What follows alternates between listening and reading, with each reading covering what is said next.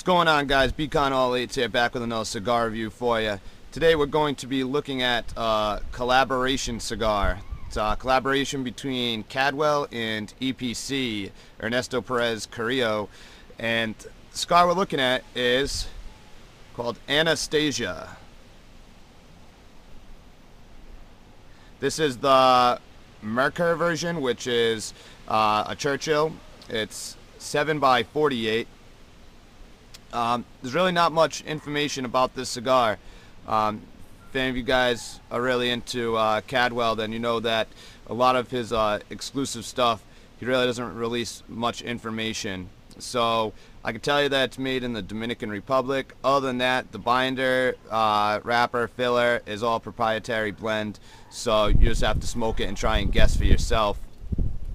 Let's see, the appearance and construction on this cigar, I mean, it's pretty flawless.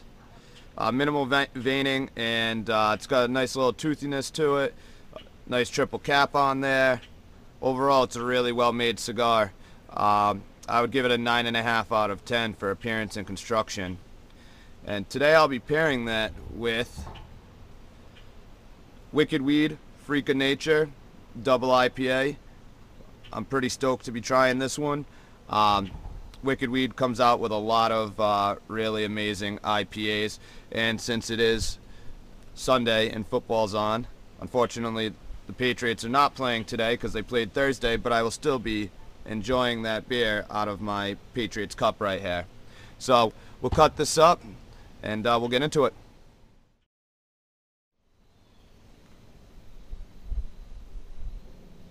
Alright guys, so I'm well into the first third of this cigar. So far it's been a really interesting smoke. The burn has been quite wavy. I did have to make one correction, and the smoke output is going strong now, but at one point it did fade a little bit, so I'll wait until the end of the video to give scores on those. The draw on it is it's a tad bit snug, but really not bad at all. The draw on it, I'm gonna give it a 9 out of 10 on the draw.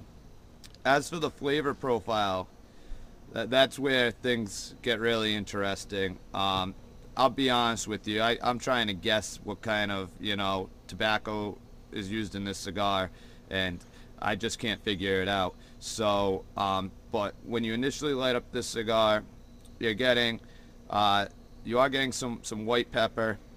The interesting notes that shine through, though, it's, the only thing that I can really think of is like green bell peppers, which is very interesting. So I'm getting that, the white pepper, and a little bit of some fruitiness to it too. It's very interesting, to say the least. So see how the transitions on this go. I have a feeling that this one's gonna have some good transitions. So I'll get back to you guys at the halfway. Alright guys, so I'm back. Just past the halfway point on this cigar. Still a little bit of a burn issue. Still wavy, but no need to correct it again since that first time. Smoke output is still a little bit of an up and down, but the flavor profile and complexity is where this cigar really shines through. So that green pepper that I was getting in the beginning, that's faded out. The white pepper has transitioned to a nice black pepper. I'm still getting a tiny bit of fruitiness, but now I'm getting some really nice coffee notes. So this cigar is transitioning nice. So we'll see if it transitions one more time in this last third. Get back to you.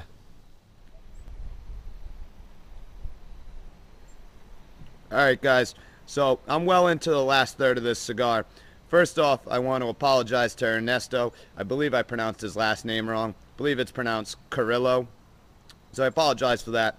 In the last third of this cigar, the burn has really evened out. So it was just that one correction that I had to make throughout the whole cigar.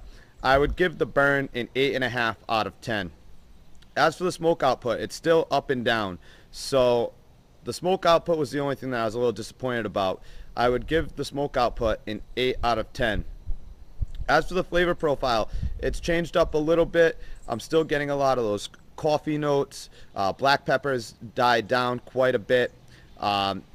now I'm also getting some really nice sweet tobacco, and a tiny bit of that fruit is still there. So the flavor profile and the complexity is really good on this cigar. I would give it a 9.5 out of 10. When you tally up the scores, it comes out to an 89 out of 100. I really think that this cigar has potential to be a 91 or a 92 in a larger ring gauge. So possibly like a Robusto size. I think that you would get a little bit more out of this cigar. The body of this cigar is, I would say, medium to full bodied. The nicotine, it doesn't really hit you until the last third, where I believe that it goes from like a medium to like a full strength cigar. As for that beer I was drinking, if you can find Wicked Weed in your state, definitely give them a shot, because that beer was amazing. The price point on this cigar, this one right here is $14. So I can't really recommend that you go out and buy a 5-pack, but if you go and you can find singles of this cigar, or maybe in a larger ring gauge, I would say definitely go out and at least try one of these, because like I said, the flavor and the complexity is where it really shines through on this cigar. So yeah, if you can find it, pick one up, let me know what you think, and until next time guys, catch you later.